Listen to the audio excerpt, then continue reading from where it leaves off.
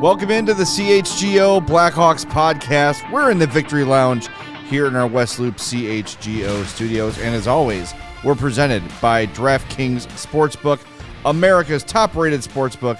Download the app and use promo code CHGO when you sign up. Hawks win, beating the Colorado Avalanche, the defending Stanley Cup Colorado Avalanche, asterisk with everyone hurt. The shell of the Avalanche. Yeah. 3-2 at the United Center in a really good and entertaining game. Hawks 5 for 5 on the penalty kill. Some different guys getting on the board. Petr Mrazek picking up assists. We're going to get to all of it.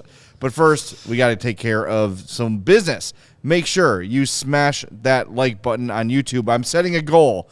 Today is Marian Hosa's birthday, his 44th birthday. 81 likes. Oh, yeah. At a minimum on this show for Marian Hosa. 81 likes. So smash that like button now.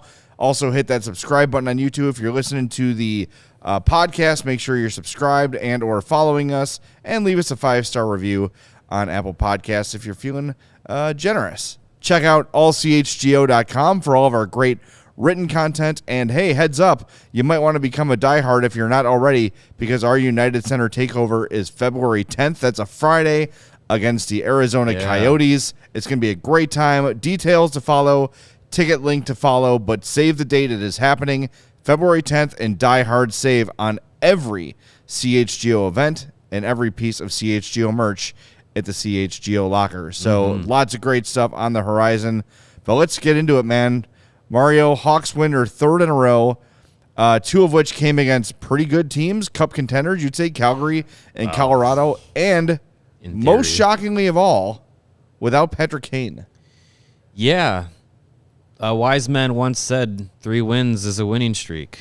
And the Blackhawks are they're riding one right now. And look, we can either expound on this now before we get into the nuts and bolts of the game, or we can save it for a little bit later. But this is a different team without Patrick Kane in a weird way. And we were talking about it during the game, and we've kind of mentioned it a little bit over this last week as the team has been without Patrick Kane for their last 2 games. Lucas Reichel has been in the lineup and has been playing well. I'm going to say something that's going to sound really dumb, but let me explain. It's usually my job, but okay. Patrick Kane is too good and too special of a player to play with this Blackhawks roster. And we've talked about it this week. He is a very unique talent. Yes. There's not many players in the NHL that play with his specific skill set. He's not a burner, but he's quick. He's not a pure sniper, but he's got a deadly shot, and he has one of the best set of hands in the NHL and can put the puck in places where 99% of the league can't. That's great. That is fantastic. It is hard to play with a player like that. Yes. And Patrick Kane and the Blackhawks have had the most success as a team and in his career when he's had at least one player, if not a roster full of players, that can match his level. He needed a guy like Artemi Panarin. Yep. He needed a guy like Alex DeBrincat. And on the Cup teams, he had Jonathan Toews in his prime, Patrick Sharp, Marian Hossa, you know, the list of great players to come through that era of the Blackhawks. He had all those guys to play with. He has no one like that on this roster. And it has shown in his individual production. Now you pluck him out of the roster, and you have a team that is not trying to play through him, and they're just playing they're playing to their strengths, not to his strength, which they can't live up to. And I told you this story during the game here before the show. Not to brag, but I played 2 years of JV basketball in high school. Oh, and Rico here. My sophomore year, there was a freshman on our team who was so much better than the rest of us. It was clear that he could have been playing varsity the entire season as a freshman. He was awful when he played with us on our JV team. He was so ineffective. The only time he was effective is when we would go, call an isolation play, and he would go 1-on-1 against his opponent. He was brought up to the varsity team halfway through the season and started on the varsity team the rest of the year and was great because he had to play with guys who could match his talent level. Mm-hmm. He couldn't play on a team of scrubs like me and the rest of our teammates. Sorry, guys, if you're watching, we were bad. And Patrick Kane is just like that. He has to play with guys that can match his level, and he's not the kind of talent that can drag a team to reach his level. He's not a guy like Alex Ovechkin who's just like, you know what? I have the speed, I have the size, I have the shot. I'm just going to score all the goals, and everyone else can jump on my back, and we'll take you. Patrick Kane doesn't have that ability, even though he's one of the most uniquely talented players in the league. And this Blackhawks team, without him, doesn't have to reach his level, and they're playing just a much different game. And each player, I think, is just playing more freely without him on the ice. Look, it's so weird to watch. You are, and it's not a criticism, it's observation. You're tiptoeing around it. They're better without him. Yeah. This particular roster is better without Patrick Kane. And it's because of the things you were saying, but flat out, they're a different effing team. Yeah. They play north and south. They play fast. The power play moves the puck. It's not everybody standing around waiting for 88 to do something. Mm-hmm. That's not Patrick Kane's fault. And Patrick Kane can go to a contender and make them significantly better. Yeah. Significantly better, right? That is the guy who is a final piece to a champion. There's no doubt about it. But this particular Blackhawks roster is better and more effective without Patrick Kane. Because, like you said, and we've said it all year, they're just deferring to him all the time. And on the power play, they get it to him and they all stand there like, can I move? Should I move? What should I do? They play timid with him on the ice because they don't want to. I'm trying to say this without making it sound like Kane is a problem. He's not in personality or skill. Right. But like they don't want to piss him off by not being ready for a pass. They want to make sure that they're ready for what he's going to do, and he's an incredibly unpredictable player. Unless you have, top end scoring talent like Panarin, like DeBrincat, like Patrick Sharp back in the day, like all those guys who played and had success with Kane. This team doesn't have that. No. We haven't seen him and Reichel together. Maybe Reichel's that guy. I don't know. I don't know. But I'm almost like nervous to put Reichel with Kane. Maybe the way he's playing now, Reichel gives him some confidence to feel like, I can, great, now I'm excited to play with Patrick Kane if and when Kane is healthy enough to be back in the lineup and Reichel is there. Maybe his confidence is like, okay, I'm excited to play with Patrick Kane rather than being like, shoot, I have to make sure I don't screw up. Because players who are thinking, I don't want to screw up are going to eventually screw up because you're playing on your heels more than on your toes. Playing on your toes, you're thinking, I'm going to go out there, I'm going to make something happen. And with Patrick Kane out there with him, potentially, if you're playing like that, that could be a great thing for him. But if you throw Reichel and Kane together and Reichel's game regresses back to the guy who's like, I don't want to screw up, and I'm going to make sure Patrick Kane gets the puck on this possession. Yeah, good point. You're going to completely change the way he's playing right now. All right. Can you throw Jay Zario's comment back up there, Steven? You had it up there a second ago.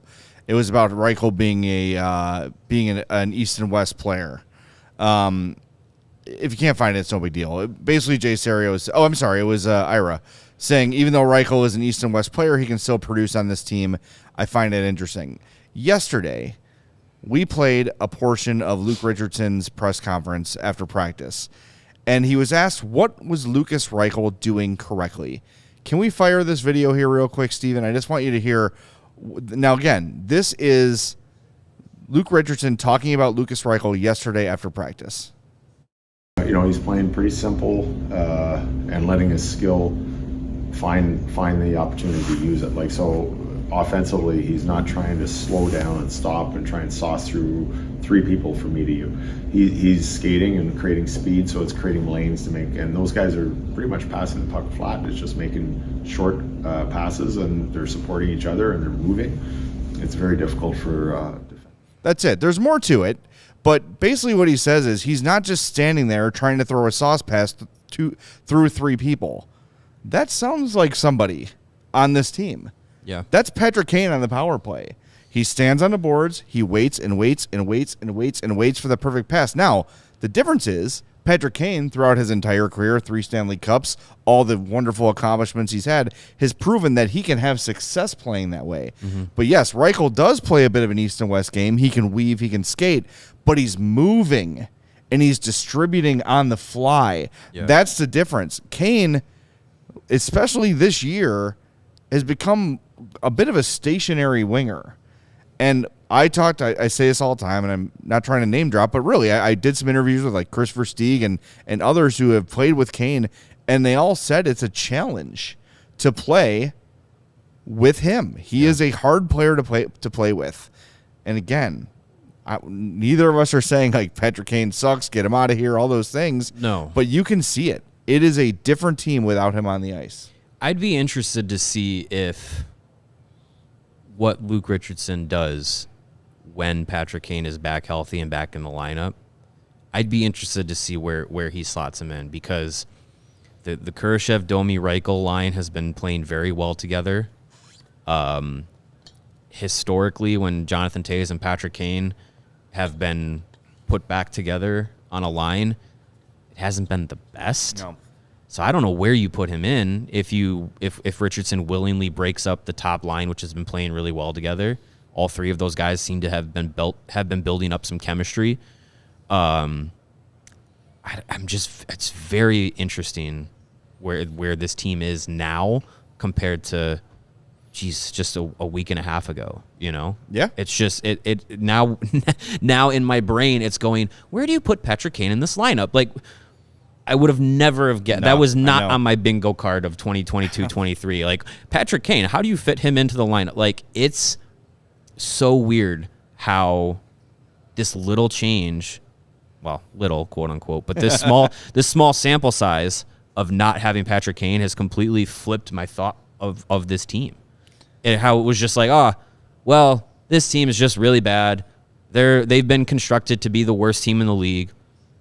They have not played like the worst team in the league the last 3 games. They have not looked like true. It. I still feel like... Are they the least talented group collectively? Yes. Yeah, probably still. Yes. But the way they've been playing, they have not looked like the dead last.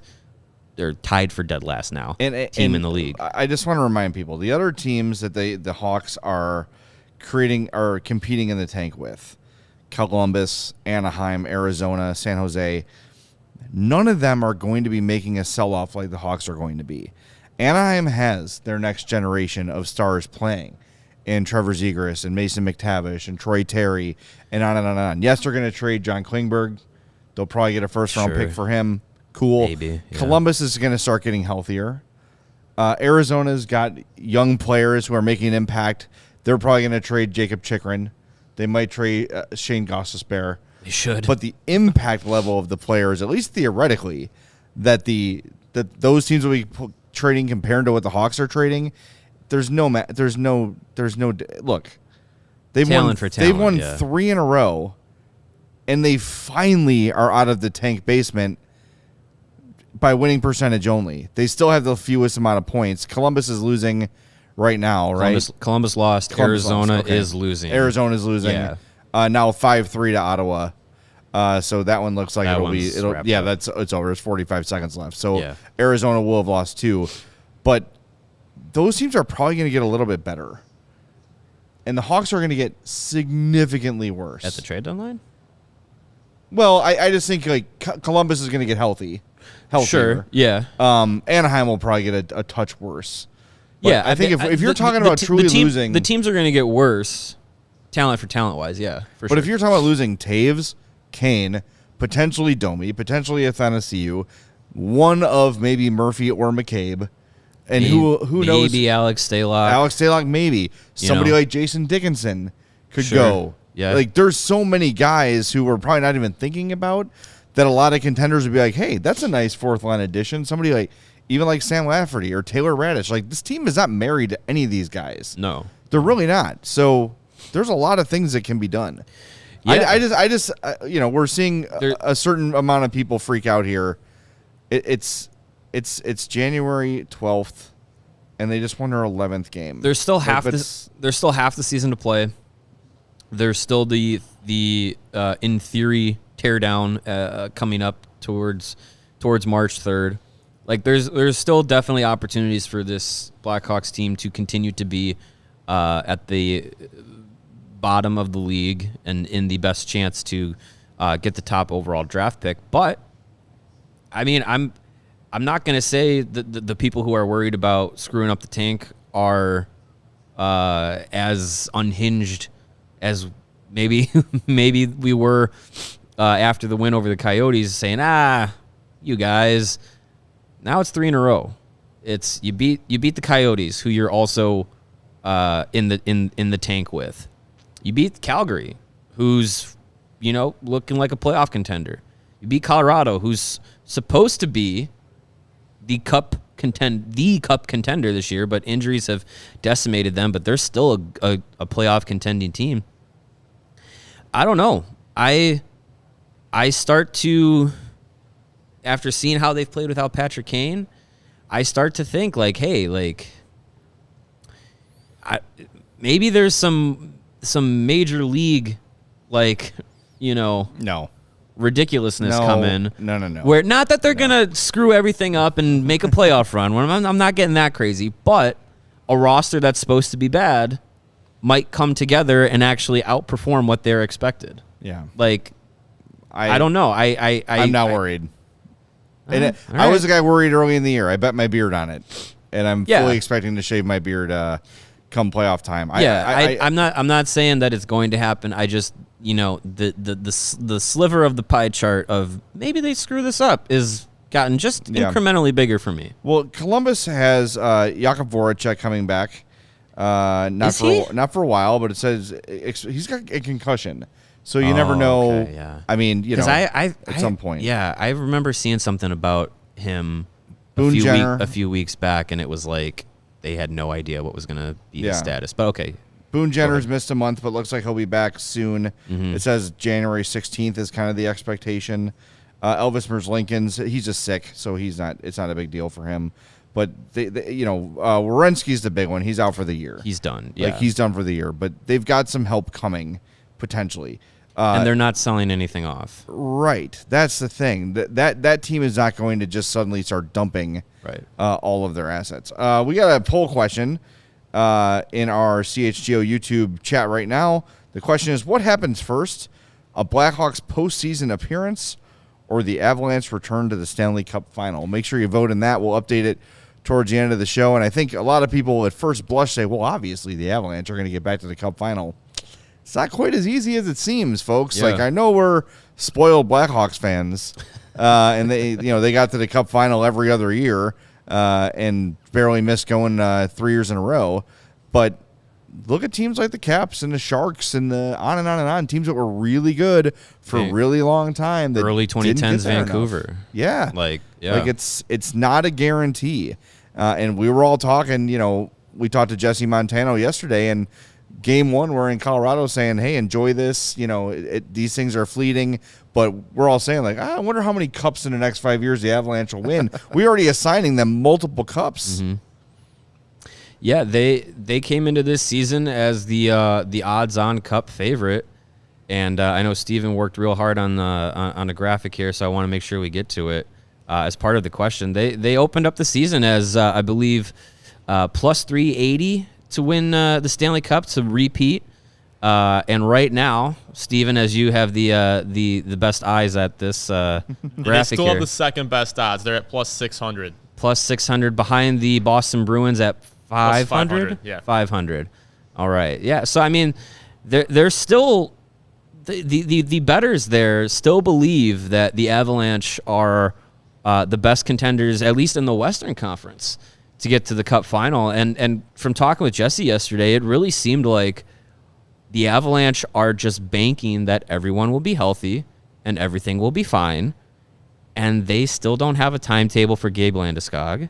They're still missing a big piece of their puzzle is Val Nichushkin. Bowen Byram. Byram's Manson. not there. Josh Manson's These are all not there. impact players for the Avalanche. Yeah, like that's a lot to bank on everything going fine, everything being healthy, and everything getting back to 100%. Like, I again, the sliver of the pie chart of me doubting the Avalanche got a little bit bigger as this season has gone on.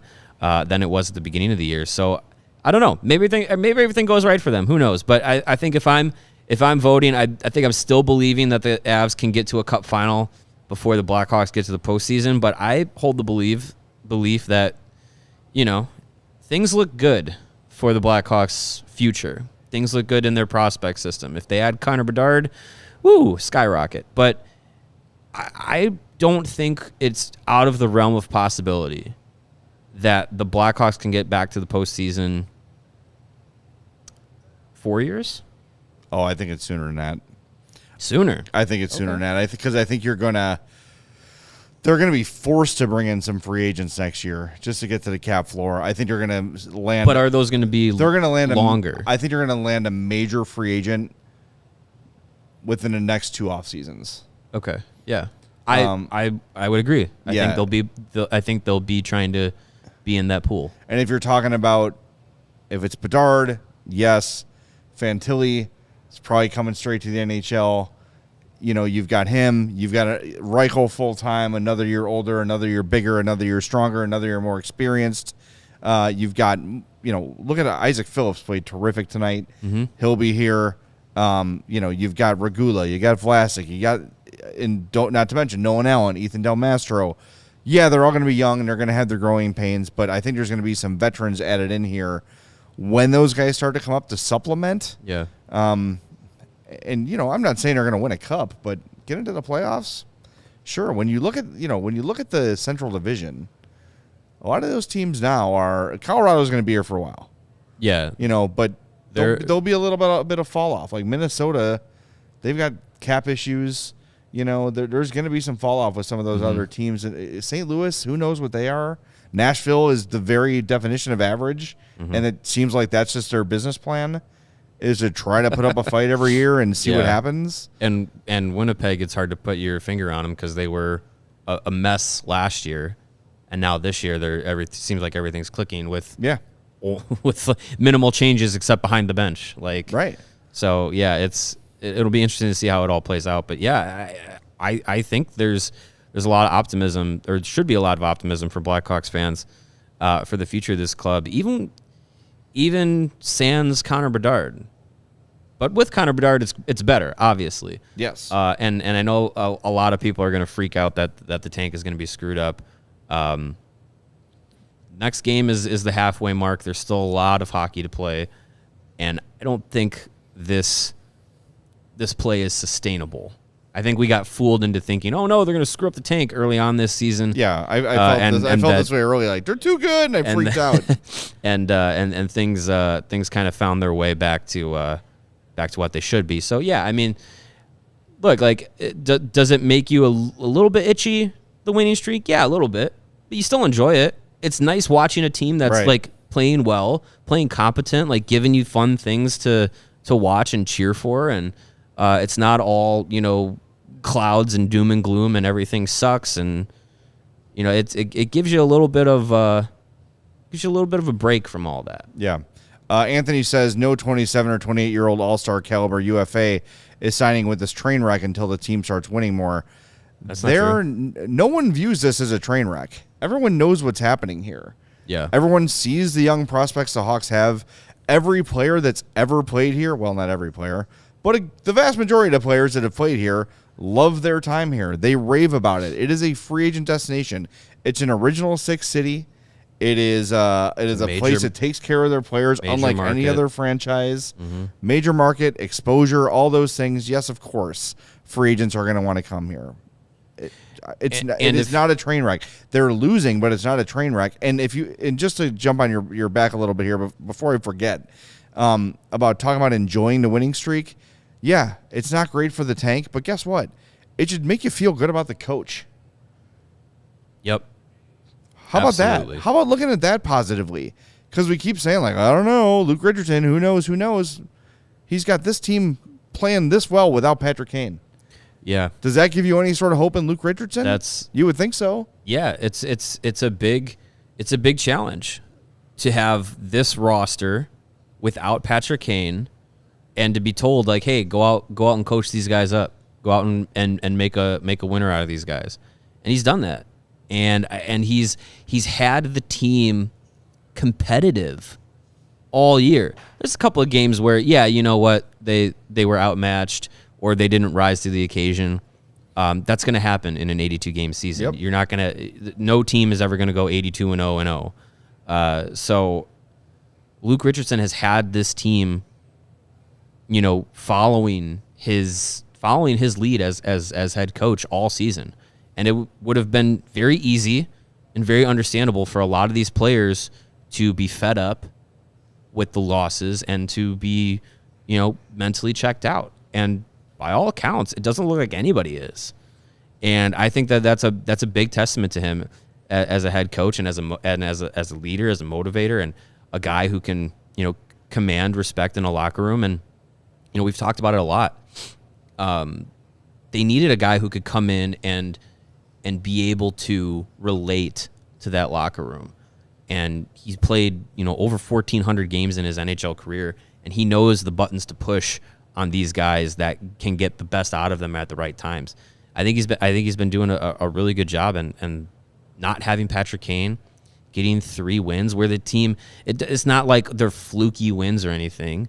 The team has looked sound against 2 out of the 3 wins are against teams that are pushing for the playoffs. And all 3 of them, obviously, were above them in the standings. So it's 3 teams that, you're trying to punch up towards. And you got wins. That is impressive for this, rookie head coach. All right, let's get into this game a little bit here, because there are a few things that I wanted to get to. And I tweeted it out during the game. Lukas Reichel did not have a ton of ice time in this game. And a lot of it was because there were so many special teams happening. He had 12:32 of ice time, finished a -1, 2 shots on goal, 2 hits, 2 block shots.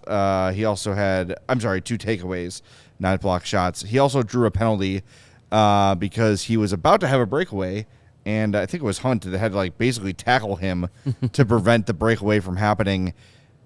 Here is a criticism of Luke Richardson. Power play 1 is power play 1 on reputation. Yeah. It's Taves, it's Seth Jones, it's Domi, it's Raddysh. And look, they had a lot of possession, a lot of zone time, all those things, right? They had the pressure on the Avalanche. Not a lot of great looks, not a lot of great chances on those power plays. Yeah. You have to find a way to get Lukas Reichel on the ice with the power play. I'm tired of power play 1 by default because it's the veterans. It's not producing. It's not producing results. Get this kid on the ice. Every time Lukas Reichel was on the ice today, something positive happened. From the first shift to the end of the game, Lukas Reichel was making things happen. Mm-hmm. And because the Hawks had to kill 5 penalties, including a 4-minute high stick, and they spent so much time on the power play, he was stapled to the bench. He played over, 6 minutes in the first period the other night. Yeah. This game he played 12. That to me, that's I think unacceptable. Is a little too hard. And the flow of the game dictates things, but he's got to be a little more aware of, hey, we've got this weapon on the bench. He's been our best player over our last 2 games. Let's find a way to get him out there. And yeah, I know. Power play units, they practice together. They work together. They try to develop chemistry. That's all fine and good. But you know what? Next time you get a power play, put power play 2 out there first. And because the guys who had the most chemistry on this team right now, Philip Kurashev and Lucas Reichel together, they barely got any power play time. And I think that's a problem. Let's see. Reichel had 120 in power play time. Philip Kurashev had 120 as well. Identical, 120 for each of them. That's not enough for me. Yeah, I think they definitely should be getting.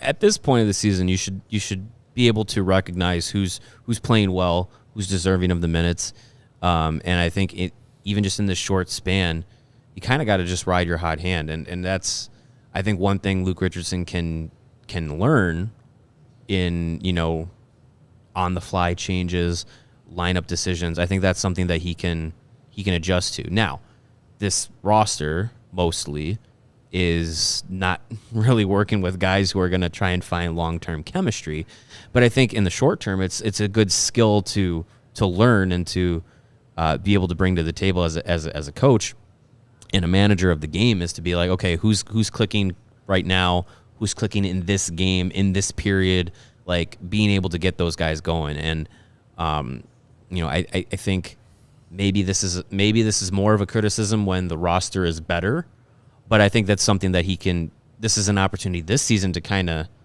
work on that. And like I said earlier, like I think it'll be really interesting to see what he does when Patrick Kane becomes available again, because of the way Kurashev, Domi, Reichel have been playing as a top line, and how Kane, that's been his position all season, has been on the top line. So it'll be interesting to see how Richardson responds to that. But yeah, I would like to see him be able to kind of mix things up with what is working now, rather than, well, this is the way we practiced it, with this unit, so we're going to just roll this unit. Yeah, agree. All right, Greg is standing by. Reminder, we're trying to get to 81 likes for Marion Host's birthday, so make sure you smash that like button if you are watching on YouTube. We'd greatly appreciate that. And sports fans in Chicago, you've already got the best coverage for your favorite teams here at CHGO, so get fitted out in the best sports gear around. Foco's got you covered from Soldier Field to the living room, north side or south side, with hoodies, slippers, signs, bobbleheads, and everything in between. Get decked out like tomorrow with apparel from the leaders in sports merch and collectibles. Foco. Looking for the perfect gift for the football fan in your life? Foco's got you covered with hoodies that make you fight that Lake Michigan breeze. Foco's got tons of great stuff. Go check them out. Anything you want for your man cave, anything you want, again, for the sports fan in your life, Foco has you covered. Check out Foco.com or click the link in the description below. For all non-presale items, use the promo code CHGO for 10% off at Foco. Again, Foco.com. Use that promo code CHGO for 10% off. And if you're looking to do something right for yourself, for your health this time of year, I know it's always a big time of year for the health kick. Get yourself some AG1 from Athletic Greens. The AG1 formula designed to improve your gut health, optimize your immune system, and give you more natural energy. I know that natural energy is going to be useful during the doldrums of winter. In one scoop of AG1, you're absorbing 75 high-quality vitamins, minerals, whole food sourced superfoods, probiotics, and adaptogens to help you start or end your day right. If you have different dietary restrictions, whether it's you have to eat gluten-free or dairy-free, or you choose to follow a keto diet or a vegan diet, whatever it is, with AG1, you're good to go. It's easy to incorporate into your life no matter how busy you might be, because it's just a small once-a-day habit with big benefits. Right now, it's time to reclaim your health and arm your immune system with convenient daily nutrition. Again, it's just one scoop in a cup of water every day. That's all you need. To make it even easier, Athletic Greens is going to give you a free 1-year supply of immune-supporting vitamin D and 5 free travel packs with your first purchase, All you have to do is go to athleticgreens.com/CHGO Blackhawks to take ownership over your health and pick up the ultimate daily nutritional insurance. All right, we're going to bring in our buddy Greg Boysen live from the United Center. And, buddy, you and I had brushes with greatness today. Your brush a little greater than mine, but sometimes when this starts to feel like work, you look up and there's Joe Sakic standing right next to you. For me, it was the elevator. For you, somewhere a little more private. But man, it was cool to see one of the greatest hockey players I've ever gotten to watch just walking around where I was working today. Very, very cool. Yeah, it was a really cool night. One of these nights that you're reminded of how fortunate we really are to have this job. Not only do you get to see, I mean, it was throwback night here, and I got to see Joe Sakic, and then walking out of the locker room, heading back up here, there's Jeremy Roenick in the hallway, two of my all-time favorite players here on throwback night. It was great. And we got paid to watch Cale Makar play hockey in person. I mean, seriously, I have nothing to complain about in my life right now. And the Blackhawks won. Woo! Oh, yeah, that happened too. Sure, okay. Yeah. That old chestnut. What did we learn? What did Luke Richardson say about this victorious team that is now on a winning streak? Well, you could tell he's happy for the guys. He said that, like, you know, you're going through the dog days of the season. It's the middle of winter. You're losing all these games, and then you roll off a couple in a row, and then it can snowball. Just like losing games can snowball negatively, winning games, and it can get the positivity going. He said, you know, the other day on Tuesday when they came back from the off day, and he was going to do video clips, he kind of didn't want to interrupt the room. Everybody was kind of talking and having a good time, and he said, hey, I wanted to sit back and take it in for a minute before we got to the clips. But he says, you know, the guys are getting rewarded, and they deserve that, and that's 100% true. They've been working hard all year, and now they're starting to get rewarded for that. And you know, he says it's good for the team on and off the ice to get some rewards, and it's only going to make them work harder going forward, so they can keep this feeling in the room. They're going to continue to be ready to work. Well, you could tell the difference between, you know, we were at practice yesterday and just after 2 wins, and it hasn't really been bad in the locker room all year. I think players know what's going on here, but man, just a lot of looseness the last couple of days. Guys goofing around, joking, laughing, having a good time. It's just, it takes a huge load off your mind when you start getting some success for your hard work. And I think that's the thing, like, this team does work hard most nights. The effort is there. You know, of course there's been lapses. There's those games where they don't happen to have it. But on the whole, this team has been working their asses off. And yeah, you do like to see them get rewarded for that, because aside from trying to get Connor Bedard this summer, they're also trying to build a bit of a culture here. And we were talking before you jumped on, Greg, people who are upset about the Hawks winning should be pleased that the Blackhawks head coach, Luke Richardson, seems to know what the hell he's doing and has found a way to keep this team, you know, competing now 40 games into the season with just getting their 11th win in the middle of January. The fact that this team keeps coming out hard and playing hard, you got to give credit to the coach for that, and there's something to feel good about. Yeah, for sure. And I'm willing to bet you had to spend the first couple minutes of the show talking people off the ledge that the tank has been blown up and it's not going to work, and bye-bye Connor Bedard and all that stuff. But, you know, we've just been Yeah, they've been kind of ignoring getting through it. All right. Well, let's face facts. They've got 11 wins on the season. 7 of those have come on a 4-game winning streak, and 3 on this current winning streak. If you're worried that, hey, wins are bad, it's fine. It's going to be fine. There's half a season to go, and half of that is going to be post-trade deadline. So don't worry about it. Enjoy some success. Enjoy seeing, as you just mentioned, Jay, Luke Richardson with a ballsy coaching challenge on that what looked to be game-tying goal with 4 minutes to go. But he explained it. He said, nope, I didn't think it was gutsy at all. I clearly saw Mrazek's pad get pushed, and then the puck goes right where his pad used to be. That's goalie interference. I I saw, when we saw the play on the replay here tons of times. I'm done guessing because I have no idea what goalie interference is anymore. Because every time I think I see it, it's not, and every time I don't think it exists, it's called. So I don't even try and guess anymore. But he mentioned the fact, I think it was Murphy, pushed Rantanen, made contact with Rantanen before that. But he said that's just a one-on-one battle. Two guys, big guys, battling for position. And he thought the call was made right, and he didn't think it was as gutsy as a lot of us did. And that's a good thing. Jay, I heard you talking about Lucas Reichel not getting a ton of power play time tonight. And maybe that's a learning point for Richardson. But for him to make a call like that and have the assertion, that's a good thing.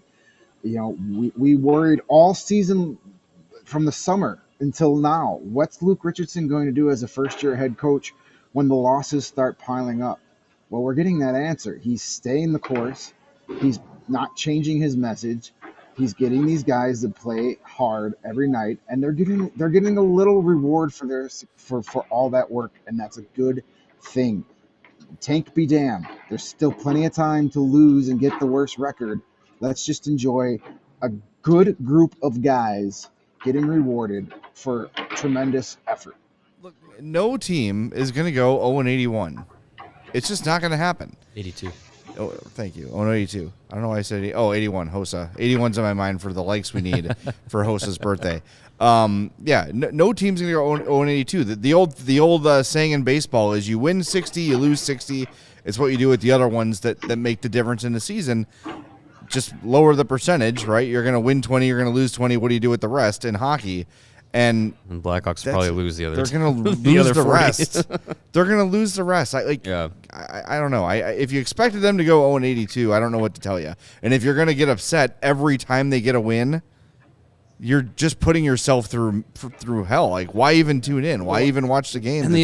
And the other thing is too, if you go 0-82 and 0, or if you go 20, 50, and 12, yeah, that math works. If you go 20, 50, and 12, or 0-82, you get the same odds at the top overall pick.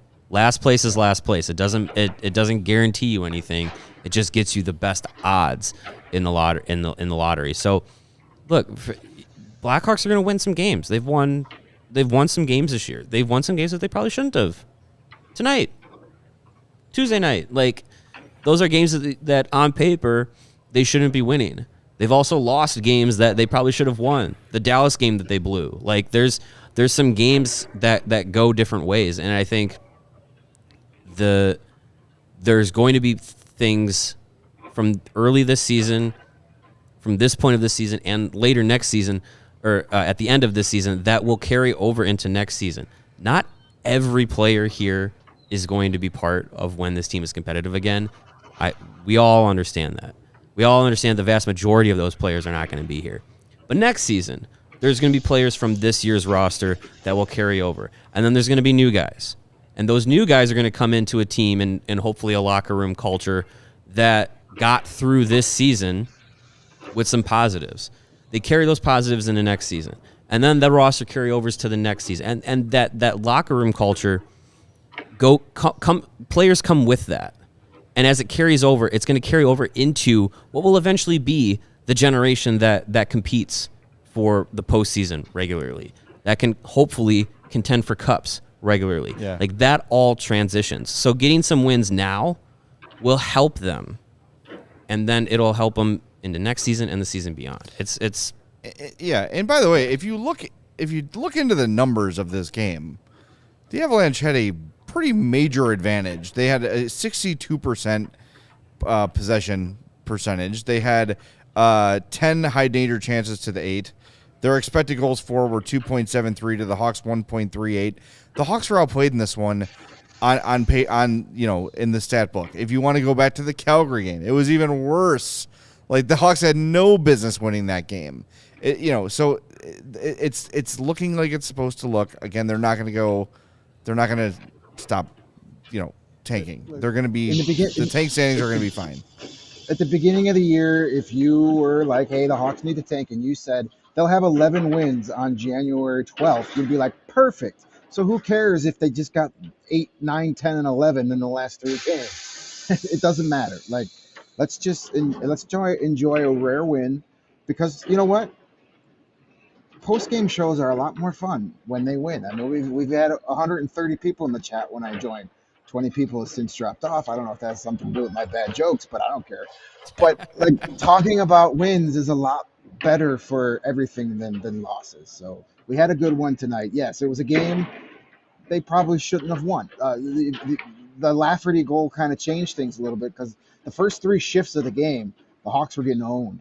The Avalanche was just toying with them, and then all of a sudden Lafferty gets that breakaway, and it's 1-0. But in the second period, the Hawks were the better team for most of that period. But then the penalties started coming, and they gave up the goal late. And then in the third period, they had to hold on. And good for Petr Mrazek, getting a win tonight. His best game as a Blackhawk. Big for him. We got to talk to him after the game. We joked that you can't send Petr Cech back home because the Blackhawks are undefeated since he's been here. And then he was asked that he picked up his 4th assist of the night of his career on that Athanasiou goal, and he was told that he is now tied with Alex Stalock in career assists, as Stalock also has 4. And his response was, he only has 4. I figured he would have had 20 or 30 by now, but he says that assists are nice, but they don't matter if you don't win. And he credited the guys in front of him, especially on the PK, for helping him. And hopefully this is a win that gets him going, because we've criticized him a lot here. He hasn't been very good at times, but tonight he was excellent. For the most part, the one goal, you could be a little upset that he gave a nice juicy rebound right back to the middle, but for the most part, he came up big, especially in that third period. After that disallowed goal, Colorado was coming, and he stood his ground. We've got our 81 likes. Thank you, everybody. Doesn't mean you have to stop, by the way. You can keep liking it. But we get an extra spin. We've also got an extra spin banked from the last show, because we wanted to tank Sim on the very first spin. Greg, we don't have a ton of time left in the show, so why don't we get to our 4 stars of the game? Okay.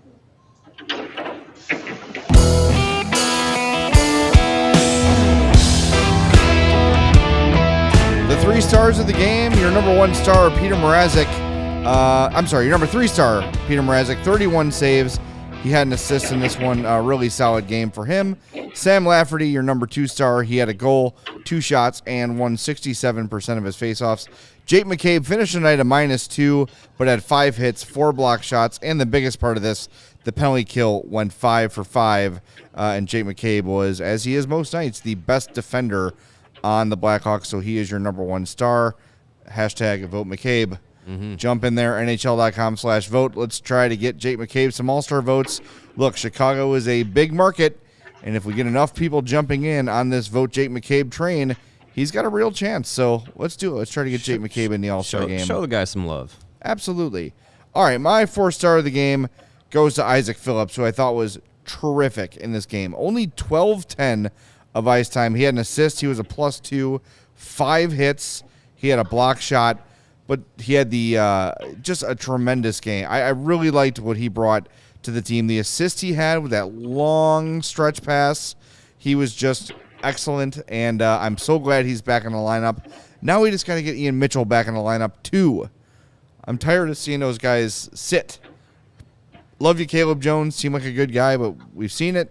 We know what it is. Yeah. Let's give these kids a look. And I think, the way that, not to get off topic real quick, but I think the way Ian Mitchell's played lately is maybe he's given himself an opportunity to come back with the organization one way or another. So I want to see him see him playing. Why not? I thought Isaac Phillips was really great in this one. Yeah, the second period was the Isaac Phillips show for sure. Yeah, he was fantastic. I have a little blurb about him in the Hawks Hits post-game article that will be coming out shortly after the show goes off the air. Yeah, our friends with the blue lines here. Top player, Isaac Phillips. All right. So there you go. Blue lines don't lie. Blue lines do not lie. Neither do hips. I say it every time. Me and Greg went to get tacos yesterday, and Shakira was on the TV, and I lost focus several times. Did she go to jail? There's something about tax evasion. I'll give her a conjugal visit. She'd go to jail for being too hot. She's on the list. My wife will allow it. Okay, 4 stars. Focus. All right, I am going to go with Jack Johnson, who was one of the unsung heroes on the penalty kill tonight. Last time we saw the Avalanche in Denver, they gave up 4 power play goals. Tonight, they were a perfect 5 for 5 on the PK. Johnson was a huge part of that. He played 5 minutes and 33 seconds on the penalty kill. That's over half the time they spent shorthanded. He was out there. He played 21 minutes overall. Only Seth Jones had more ice time than Johnson tonight. Finished with a +1 and also had 3 blocked shots. So he was doing the dirty work, the stuff that doesn't really get makes highlight reels very often. But I'm going to give him some acknowledgement for a really good, tough game against a hard team to play defense against, and he knows that. He had to do it in practice all year last season. So great game. The PK was phenomenal tonight. He and Jason Dickinson played almost 6 minutes shorthanded. Sam Lafferty was great there as well. So a shout out to Jack Johnson and the PK unit as a whole as well. Yeah. That special teams penalty killing unit was fantastic tonight. So not many times that the story of the game the last time the Blackhawks played the Avalanche at the beginning of the season was all power play. And tonight for the Blackhawks, it was penalty kill, which is a great change of pace. My 4-star of the night tonight was going to be Sam Lafferty, but then he was named one of the 3 stars, and I audibly shouted a profanity. So I thought Alex Stalock was here for a second. But I quickly turned around to the guy with the game-winning goal tonight, Taylor Raddysh. Great game from him. Always good to get on the score sheet, get the game winner, and yeah, you know that video review came in handy because that kept Raddish's goal as the game winner. So he was my 4-star of the night. He's he's a guy that's really taken advantage of the opportunity he's gotten to be on this Blackhawks team since he's come over from Tampa Bay, and maybe there's a longer term role for him when this team gets loaded with some more talent over the next couple of years, that he can be, you know, a 3rd line, 4th line guy, kind of back to where he was in Tampa Bay. Yeah, but that would be a good thing for the Blackhawks, and maybe he's got some extended time with this team once they're good again. Sorry, I'm reacting to a chat I will not acknowledge. Yeah. All right, let's do our DraftKings King of the Game, too. King of the game, you guessed it. You predicted it before the game even began. Petr Mrazek, 31 saves on 33 shots, picked up an assist. That's good for a .939 save percentage. He was terrific in this game. Did not love which goal was that, Greg? It was the Rodriguez goal, right? Was that the soft rebound? Yeah. First goal. He was not ready for the no-look Nathan McKinnon shot, gave up a big rebound, and Rodriguez scored. But aside from that, he was really, really good. Made a couple in-tight, secondary saves. There was a shot from Samuel Girard where he did a toe drag right in the slot, and he was able to block or save it out of. He was great. The reaction was great. And one thing I'll say, too, we haven't really talked about this. Mrazek is, when we arrive for practice, no matter what time we get there, practice usually at 11, we roll in 10:15, 10:30, 10:45. Mrazek is out there working. That dude is on the ice first every day. One of the last guys off all the time, too. He's really trying to get better. Remember, this was a guy who recently in his career was considered a Stanley Cup caliber goaltender and has fallen off in recent years. And trust me, he's got pride. He wants to be better. He wants to get better. He wants to get back to that point. How embarrassing is it for a guy like that to get traded with a first-round pick just to get rid of you from a contending team? That hurts. Yeah, that hurts, and that is a challenge of pride. And to see him working as hard as he does, it's good to see it get rewarded. So good for Petr Mrazek. And we got to see a little red-ass Petr Mrazek, too. Yeah, that was good. At the end of the game. I enjoyed that. About a minute to go, there was another mad scrum in front of the net, and he shot up and gave Mikko Rantanen just a punch to the back of the skull. He had enough of his crap, so I enjoyed seeing that. Hey, goalies are feisty, and good to see that. shows that he really wanted to get that win, and he was sick of the crap from the guys in white. So awesome game for Petr Mrazek. Happy for him. All right, Greg, we're going to let you fly, man. Thanks for all the hard work. We appreciate it. We will see you Saturday night. Hawks and Kraken. The Kraken who just took down the Bruins in Boston 3-0. How about that? Woo.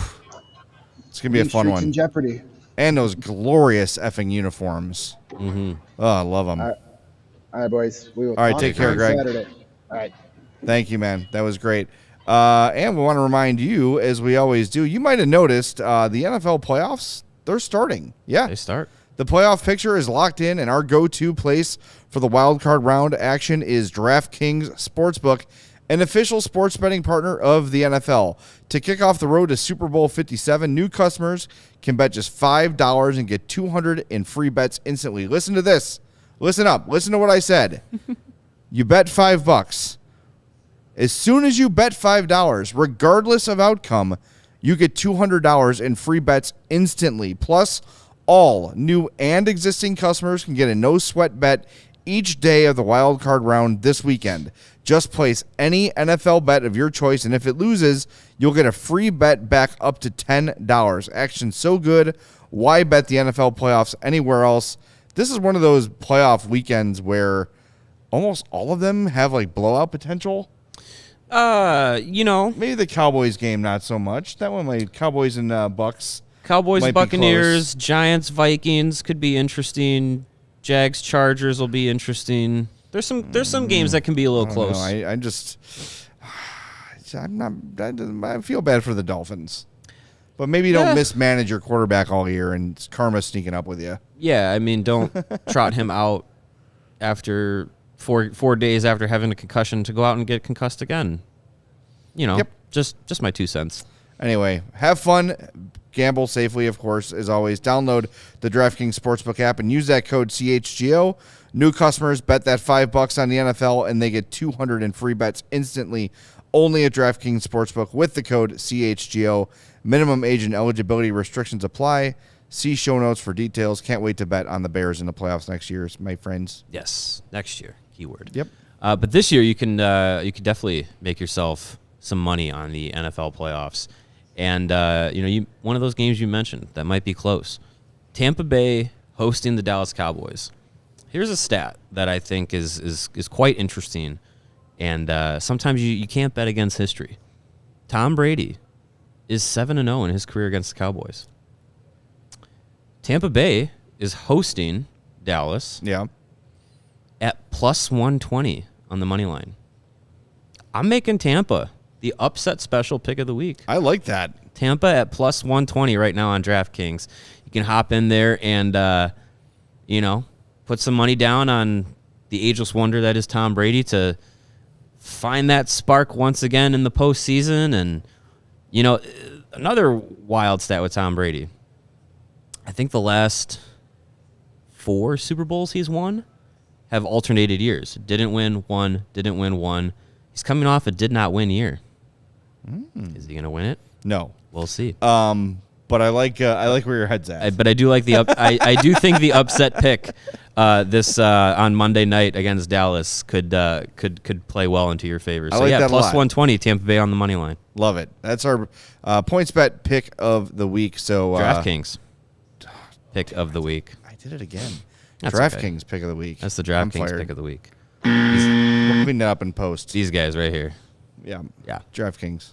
And hey, if you cash in that DraftKings pick of the week bet, that's going to be putting some money right into your wallet. And if you want to put more money right back into your wallet, check out our friends at ComEd with their energy efficiency program and its commitment to helping families and businesses in the communities that they serve save money and energy. ComEd offers free facility assessments that can help find energy-saving opportunities, whether it's lighting, HVAC systems, commercial kitchen equipment, or industrial processes.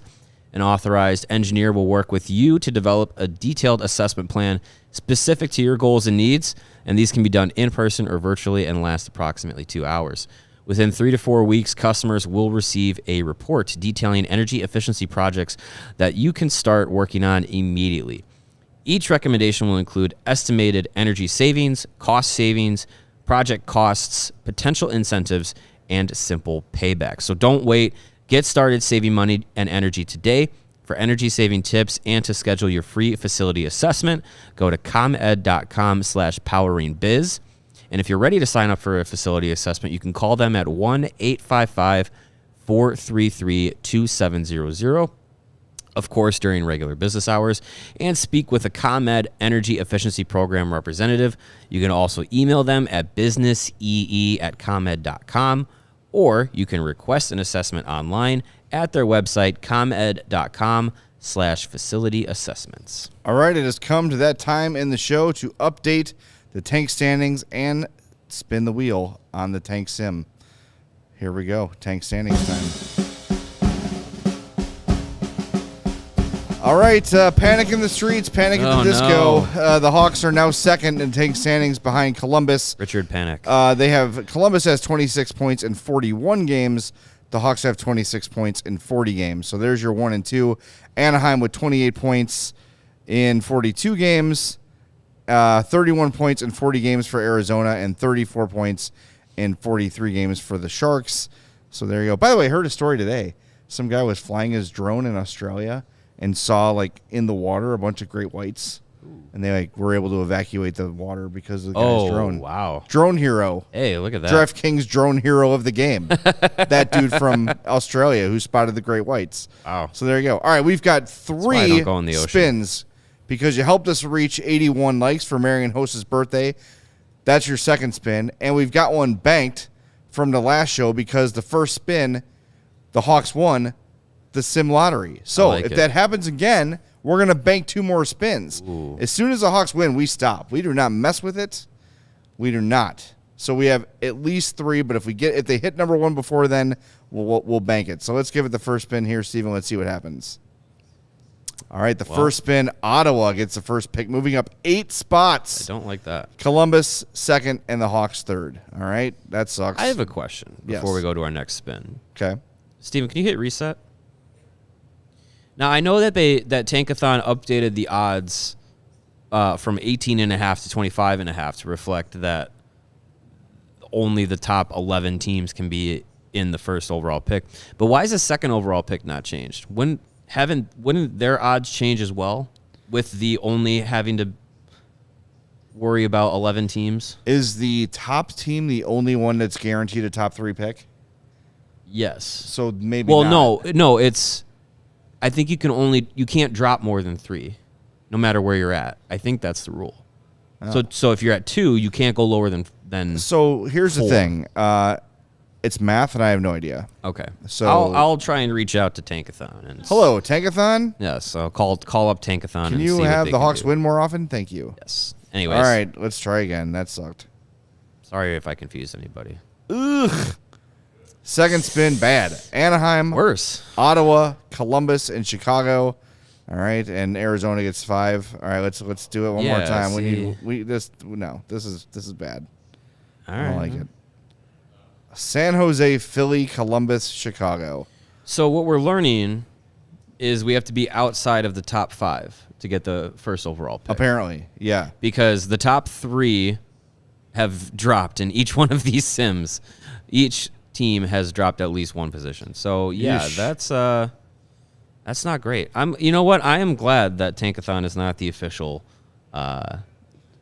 lottery provider of the NHL. I do believe also that, and it's actually a very smart business by Tankathon, is they probably use our IP address to see where we are, and the more we hit spin to get the result we want, the more web clicks they get. So I'll bet we got to get a VPN just for this. There you go. That's it. That's the only answer. We gotta get a burner phone, untraceable. Yeah. You won't know our location, Tankathon. Exactly. All right, we're gonna wrap things up. We are back on Saturday night after Blackhawks and Kraken. Should be a ton of fun. Make sure you join us for the post game there. On your way out, make sure you have smashed that like button, hit the subscribe button on the YouTube as well. If you're listening on the podcast, make sure you're subscribed and following and all those wonderful things there. Steven, what's the final totals on our poll? Let's get to that. I got it. What will happen first? The Avalanche get to the Cup final, or the Blackhawks get back to the playoffs? So the Avalanche returning the Stanley Cup final is the overwhelming winner here. They took 70% of the vote. I think right. if I made a DraftKings bet on that, I think I would bet Avs to return to the final. I think I would too, but I would have thought it'd be closer than 70%. I thought it'd be a little closer. It could be this year, honestly, for the Avalanche. Sure. Like Yeah, it really could be. could. It could be, or they could. Everyone could be injured all year. Who knows? Yeah. All right, we're back Saturday night. Thanks everybody for tuning in. Reminder: we are presented by DraftKings Sportsbook, America's top-rated sportsbook. Download the app and use promo code CHGO when you sign up. For Mario Tirabassi and Greg Boysen, I'm Jay Zawaski. Thanks for listening to the CHGO Blackhawks podcast.